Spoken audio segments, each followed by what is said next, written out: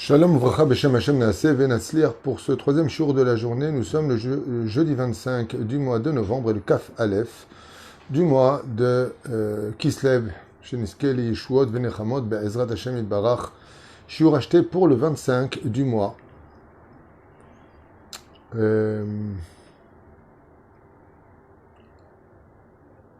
la famille Hatcha Be'ezrat Hashem ainsi que tous les enfants et petits-enfants, Naomi et Jennifer, Naomi et Jennifer, pour l'élévation de l'âme de Esther Bat Shoshana Zichlona Yivracha Ruach Hashem Tenachena Began Eden Elion Bechol Shrovatim Abichlal Hamis Rochot Vechen Yehi Ratzon Venomar Amen Yeshmatet Zohar Haim Be'ezrat Hashem Itbarach.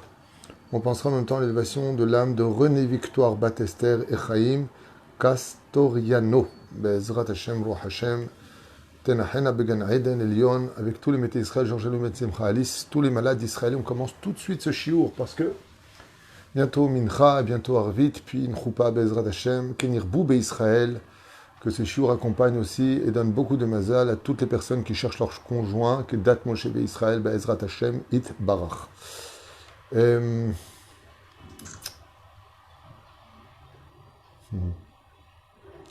grand mazal tov à Amandine et Yoni pour ce beau bébé, où je le mérite ce matin d'avoir été le sandak, donc d'être le parrain de cet enfant. Kadosh Baruch Hu yigadelu et Chol Chova Masim Tovim par ses parents, le Kol Am Israël. On va parler du Yehush, En Yehush Klal Ba'olam. Vous savez que le désespoir n'existe pas. C'est un klal de Rabbi Nachman de Breslev, après avoir étudié toute la Torah sur le bout des doigts et d'être monté dans les sphères les plus élevées qu'un homme dans un corps puisse atteindre. Il est revenu en disant En Yehush Klal Ba'olam, et le désespoir n'existe pas du tout. C'est pas qu'il n'existe pas, c'est qu'il n'existe pas du tout.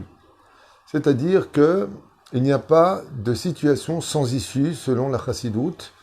Et nous allons lire ici un verset très intéressant pour essayer de comprendre des textes qui sont un petit peu, peut-être pas très connus du public, à propos de Yosef Hatzadik, qui a eu une vie très bizarre.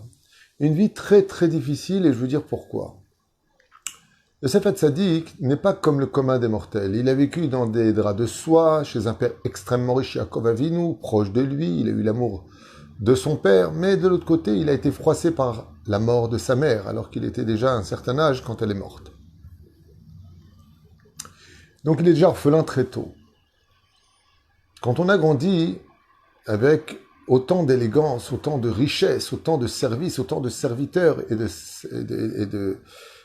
servantes, et qu'on est haï de ses frères. Vous savez que le plus grand réconfort de la vie d'un homme, c'est que quand ça ne va pas dans le travail, dans la vie, dans la société, alors il espère retrouver au moins le réconfort à la maison. C'est pour ça que la pire chose qui puisse nous arriver dans la vie, c'est que quand on rentre chez soi, c'est pire que dehors. Ça crie, ça hurle, ça nous insulte, ça voit que le mal chez nous, ça n'arrête pas, c'est très compliqué. Yosef Hatzadik, à la Shalom, n'arrive pas à faire passer une vérité qui le concerne parce qu'il est peut-être maladroit, peut-être qu'il est trop franc, peut-être qu'il met pas assez de psychologie dans ses mots avec ses frères qui en tout cas le jugent de Kafrova, le jugent du mauvais côté et vont le haïr au point de ne même plus être capable de prononcer son nom. C'est très dur quand on est un homme qui a beaucoup de valeur aux yeux de son père, aux yeux des gens dans la société dans laquelle on vit. Comme je dis souvent, c'est terrible d'être un roi dehors, d'être aimé partout où on va dehors et d'être un moins que rien dans sa propre maison.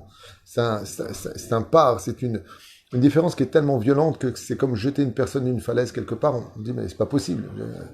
Tout le monde me kiffe à l'extérieur. Alors on a envie de lui dire oui mais attends, si tu te comportais à la maison comme tu te comportes à l'extérieur, peut-être qu'on t'apprécierait pareil, parce qu'il y a des gens qui sont très vitrines mais qui sont de pures ordures à la maison. Mais il y a aussi des gens qui sont vraiment très bien à l'intérieur comme à l'extérieur, mais à l'intérieur ils ne sont pas acceptés, comme le dit le proverbe, on n'est jamais prophète dans son propre pays.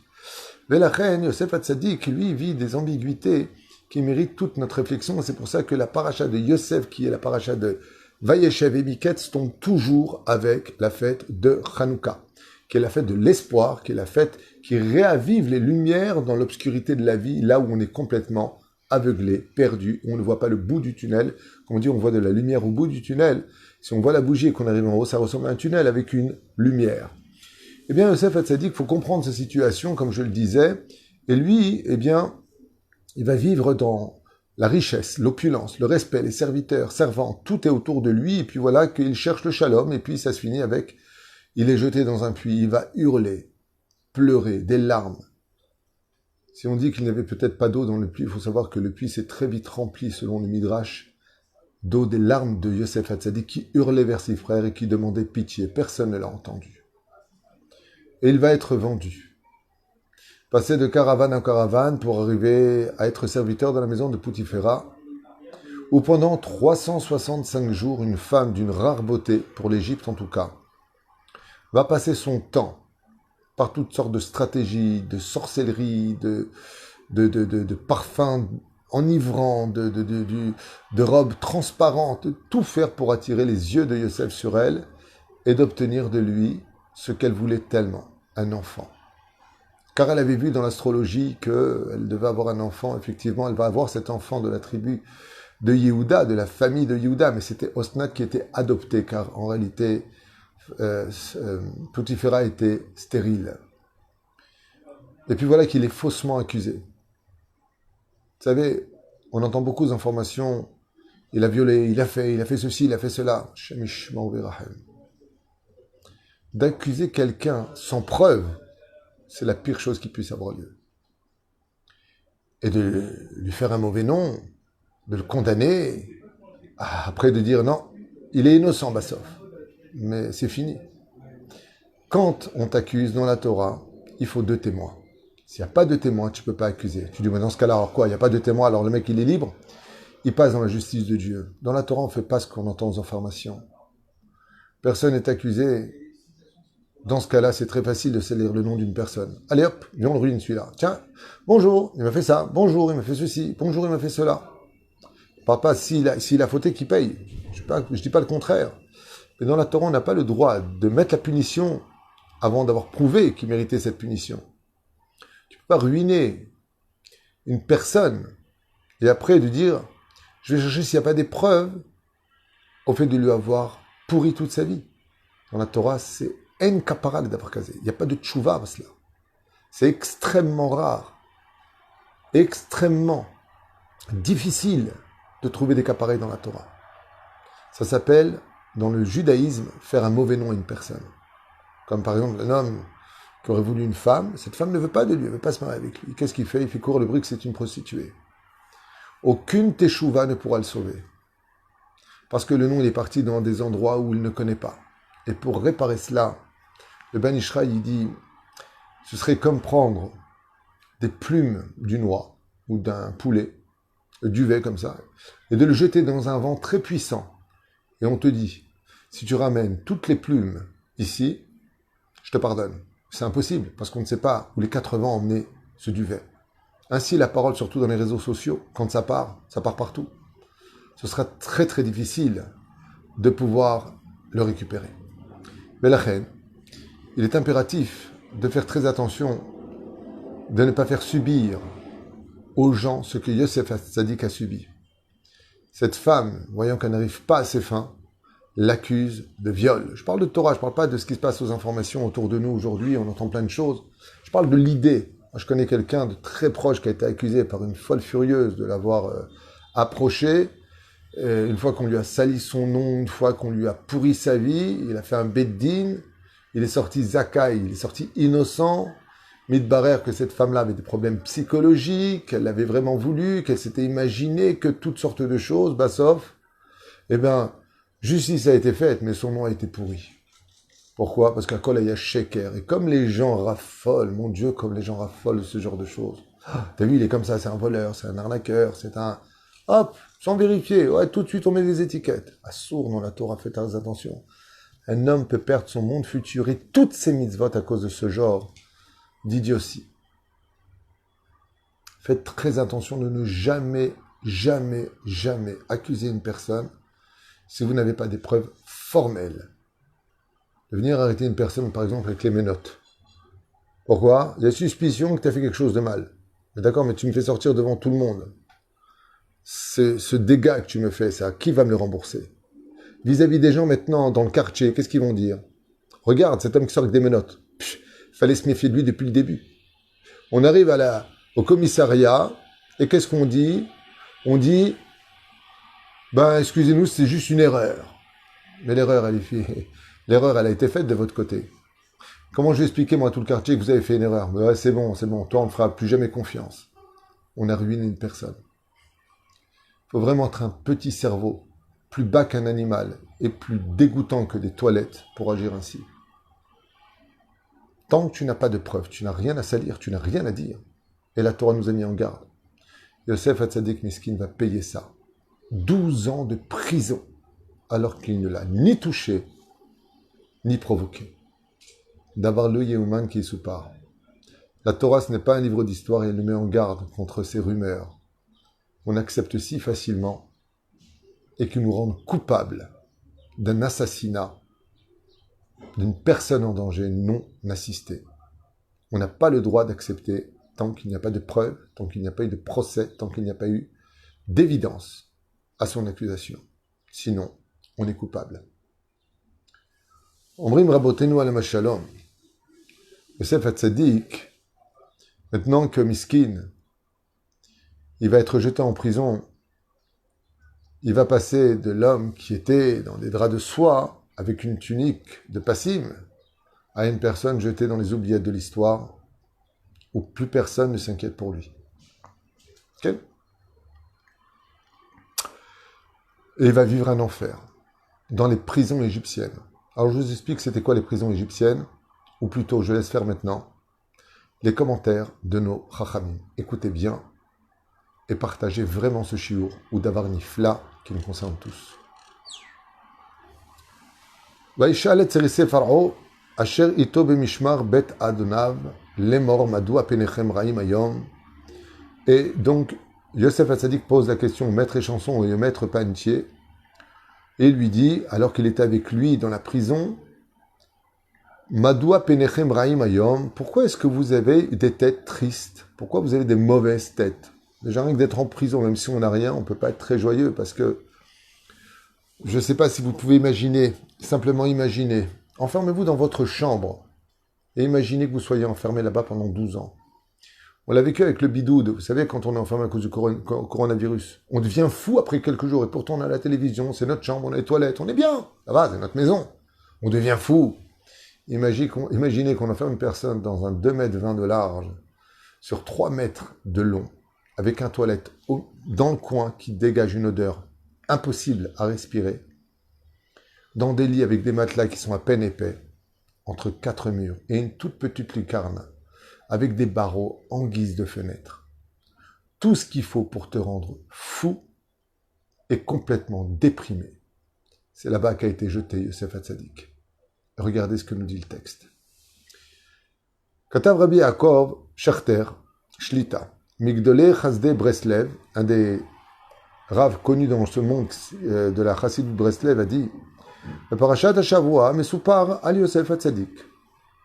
שעבר תהפוכות וגלגולים קשים עד שלבסוף נכנס למאסר עולם בכלא המצרי. Donc il vient dire ce que je viens de dire jusqu'à maintenant, il a passé beaucoup de tribulations jusqu'à être jeté dans une prison égyptienne. שהוא בור עמוק בתוך האדמה. Et comment étaient les prisons, disent nos chachamim? C'était des puits extrêmement profonds, remplis d'humidité, de boue, de saleté. Les lo yecholet lirot or hashemesh valevana. Et il n'y avait aucune possibilité de là où il était de voir la lueur des rayons du soleil ou même l'émanation de la lune pendant la nuit. Là où il était, il n'y avait rien qui te permettait de regarder ce qui se passait sur la surface du sol. Être enterré vivant. Ainsi étaient les prisons égyptiennes. Naïm mafrichim, shekol mataratam ledake et adam, car les prisons égyptiennes avaient été conçues de telle façon à ce que celui qui y rentrait perdait tout espoir et rentrait dans un total désespoir, dikaon, dépression absolue. Ulashpilo ad de ducha shel nefesh. Et la majeure partie des gens qui étaient là-bas, si vous préférez, eh bien, se suicidaient, car ils ne ressentaient même plus le côté humain de leur personne. Nosaf al-kach, al-kol zot Yosef Hatzadik adein nefesh.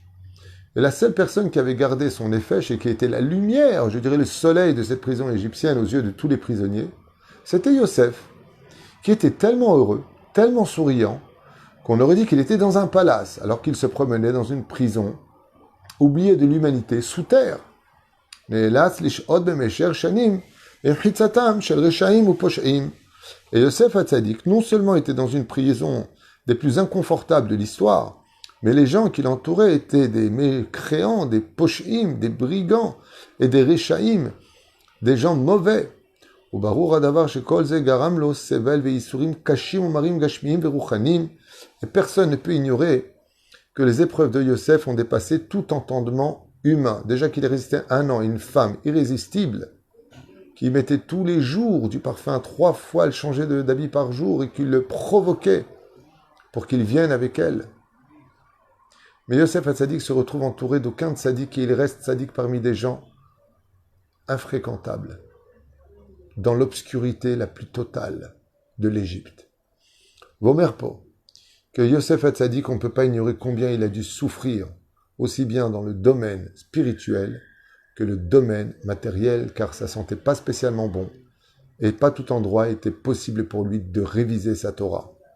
L'Ichora, apparemment, Betor Kol Astara V'Achashecha, malgré le fait de ces geôles cachées de la société égyptienne qui paraissait si florissante, la métropole, le modernisme de l'Égypte, V'Achashecha et son obscurité, Shaya Matsui, Ba Yosef Kol Otam Ashanim Mistama, il est certain que Yosef ayant vécu là-bas 12 ans, on peut comprendre chez Itoreru Belibo Marchavot Ve'av Kushot Vetmiot. N'importe qui pourrait comprendre qu'on aurait remis son judaïsme en question et tout le monde aurait dit Dieu m'a abandonné. Madoua ou Sovel, car pourquoi est-ce qu'il devrait souffrir? Ve'alma, et qu'est-ce qu'il a fait de mal pour mériter 12 ans dans un tel endroit? Ma Saimo Akadosh Baruch Hu Kacha. Pourquoi Dieu qui serait justice l'aurait-il fait subir une telle injustice?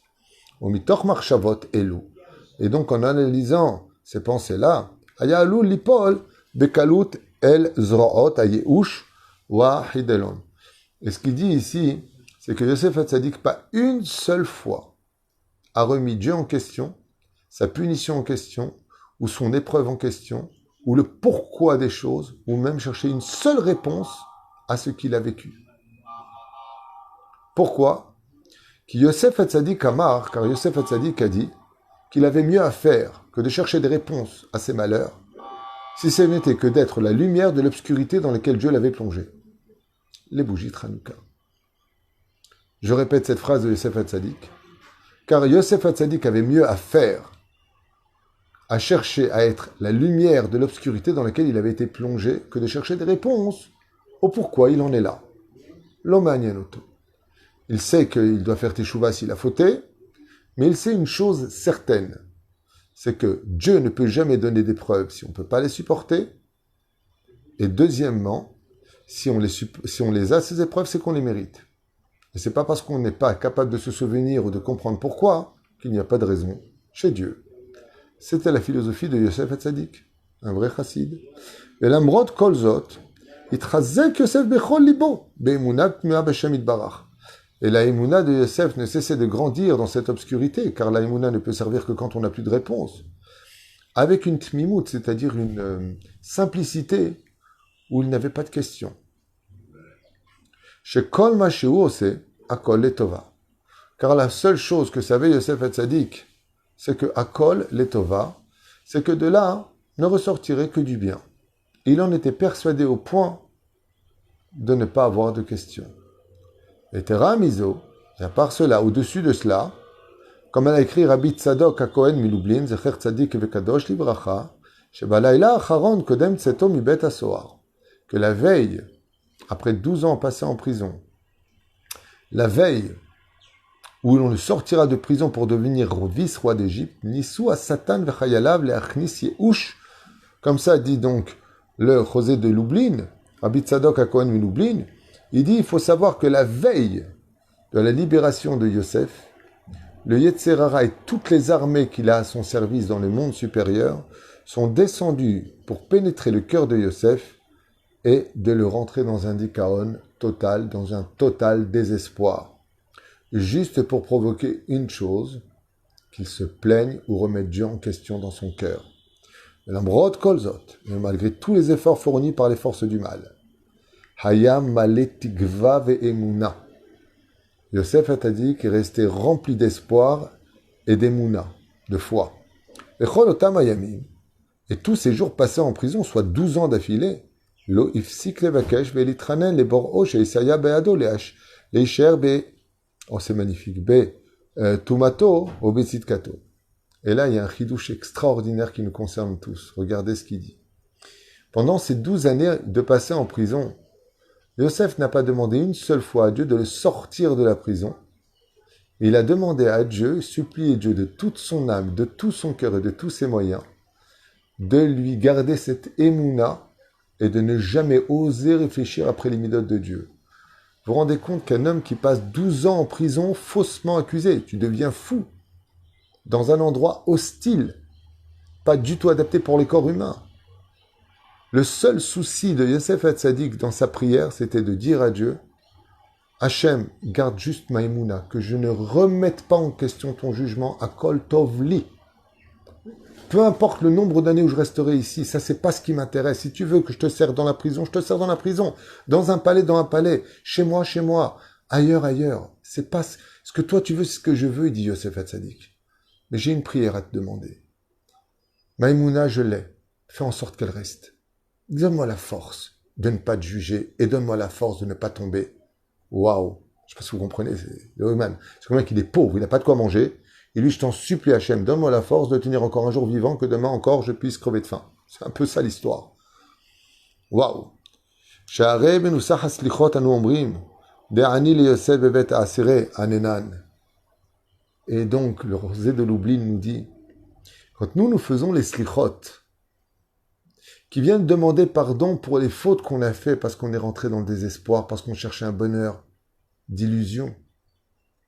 Quand on demande à Dieu de nous pardonner, on rappelle exactement le mérite de Yosef, duquel on dit « De'ane le Yosef bebet asire anenan » pendant les slichot. Rappelle-toi de Yosef quand il était dans la prison, réponds-nous par son mérite à lui.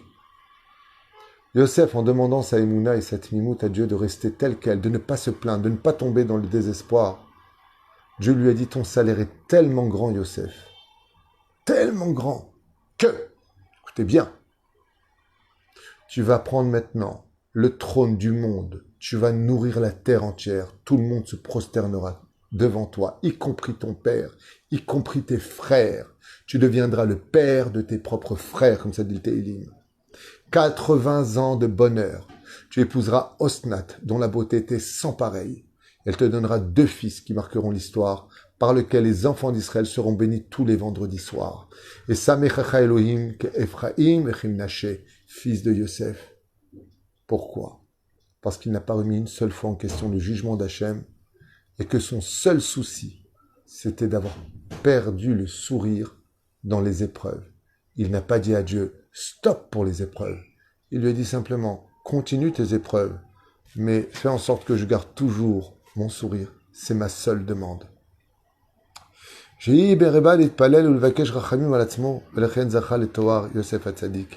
là il dit, et parce qu'il a demandé à Dieu de l'aider lui-même à maintenir sa émouna, il a eu le Toar. On lui a donné le titre de Yosef Hatzadik. C'est ça qui dit le rosé excusez-moi, mais Lublin. Il dit, Yosef Hatzadik, vous vous rendez compte que le seul souci qu'il a eu, c'était de rester fidèle à Dieu, de ne pas descendre d'un seul millimètre, mais de s'élever dans l'obscurité. Dieu lui a répondu, tu mérites d'être un roi pour l'éternité. Mashiach ben Yosef. Le Zohar HaKadosh, dans la paracha de Vayehi, à la page Resh Kaf Gimel Amud Aleph, nous apprend un chidouche exceptionnel. Et pour clore ce shiur-là, j'aimerais le partager avec vous. Zohar HaKadosh Davar Nifla. Il dit, je sais Léa, elle était tellement inquiète de se marier avec le rachat, qui était Esav, qu'elle pleurait tellement à chaudes larmes que ses yeux se sont ternis. Et qu'est-ce que faisait Léa? Elle sortait dans les rues, hurlait vers Hachem, pas devant les gens. C'était pas une femme qui se montrait en public, c'est une femme pieuse et pudique. Mais elle sortait dans les champs, dans la nature. Elle faisait Saïd Beau des doutes. Et elle hurlait vers Hachem, dit Zohar HaKadosh. Barechov, ça veut dire dans les lieux publics, là où Dieu, dans la nature, là où Dieu se trouve. Pour ne pas faire de peine à sa sœur et ne pas faire de peine à celle qu'elle aimait. Elle allait s'isoler pour parler avec Hachem. Je vous lis ce que dit le Zohar HaKadosh d'avoir Nifla. Écoutez bien.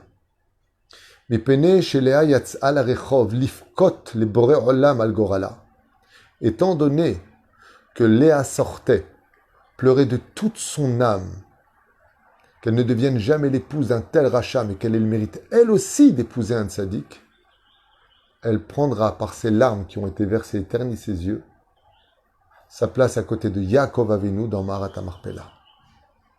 Et parce que, dit le Zohar HaKadosh, Rachel Imenu ne sortait pas faire sa hitbo des doutes, pleurer vers Hachem dans la rue, sur le chemin, ça veut dire, eh bien Dieu lui a dit, puisque tu n'es pas sorti faire ta hitbo des doutes pour garder ton statut et d'avoir pris pour acquis ce que tu avais, comme tu savais que tu étais prédestiné à Yaakov, tu te voyais déjà enterré à côté de lui. Le Zohar HaKadosh nous dit, pas David Twitou, Parashat Vayechi, Resh Kav Gimel Amud Aleph, comme l'a rappelé le Rav Mashiach, elle mourra sur le chemin. Le Zohar, il dit, parce qu'elle a pris les choses comme étant un acquis, et qu'elle n'est pas sortie faire cette des doutes, Rachel est morte sur le chemin. C'est pas marqué le mot des doutes, c'est marqué sur le chemin, sur la route. Il metta à la gvish, Veshama Bahu Ota. Puisqu'elle n'est pas sortie pleurer, demander à Dieu, alors on sortira dans la rue, là où elle aurait dû aller prier à Hachem, pour pleurer sur elle. Zeperouch Adavar, combien, si on ne veut pas perdre Chas Veshalom, notre joie de vivre, malgré toutes les épreuves, alors qu'on a le droit d'être mal, on a le droit de se plaindre, on est humain, mais il y a une façon de le faire. Qu'est-ce qu'il demande Yosef? Hachem, je t'en supplie, une chose je te demande, ne me fais pas perdre ma émouna, ne me fais pas perdre ma joie de vivre. Et Dieu lui a laissé. Rachel, elle a commis une erreur, selon Zohar. Elle a pris les choses pour un acquis. Moi, je sais que je suis prédestiné à épouser Yaakov, ça va être mon mari, pas de problème, tout va bien, j'ai pas besoin de prier. Bien, la Torah nous dit, fais très attention. Al tityaesh minapur anut. Ne te crois jamais protégé du malheur. Alors sors pour demander à Dieu qu'il lui laisse dans le ciel le malheur, avant de le subir et de sortir dans les rues pleurer, pour demander à Dieu de t'en sortir. C'est aussi l'erreur qu'avait fait Yosef Hatzadik. Toutes ces personnes qui prennent les choses comme étant un acquis sous prétexte que, bah oui, c'est évident. Vous gagnez votre argent, vous avez une épouse, vous avez acheté une maison, c'est pas un acquis.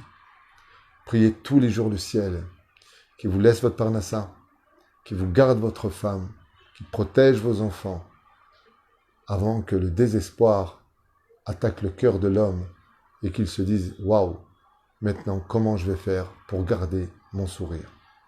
Troufa kadma lamaka. Kol tov et litraot.